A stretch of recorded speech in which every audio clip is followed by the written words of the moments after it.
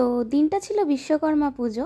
আমি আর আমার বোন গেছিলাম একটু সিটি সেন্টার। শপিং আমার তেমন কিছুই করার ছিল না, বাট ও একটু বলছিল শপিং করবে, সেই জন্যই গেছিলাম। তারপরে টিকিয়া চাট না সামথিং কিছু একটা ওরকমই নাম ছিল, ওইটা খেয়ে আর আইসক্রিম খেয়ে আমি অ্যাট লাস্ট ঘরে ফিরি। সেদিন ঠাকুর দেখতে যাওয়ার কোনো প্ল্যান ছিল না, কিন্তু হঠাৎ করে প্ল্যান হলো যে রাত্রিরে একটু বেরোবো আমি মা বাপি, ওই প্যান্ডেল হপিং করতে আর কি।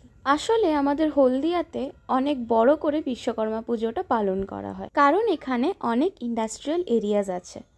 আমি যখন ছোট ছিলাম তখন আরও বড় করে পালন করা হতো, কিন্তু এখন অতটা হয় না, কিন্তু তাও হয়।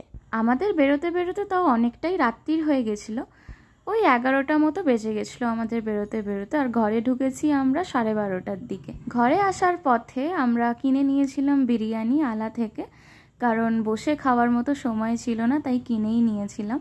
ঘরে এসে তারপরে খেলাম। তো সবাই সুস্থ থেকো, ভালো থেকো আর সব্বার খেয়াল রেখো।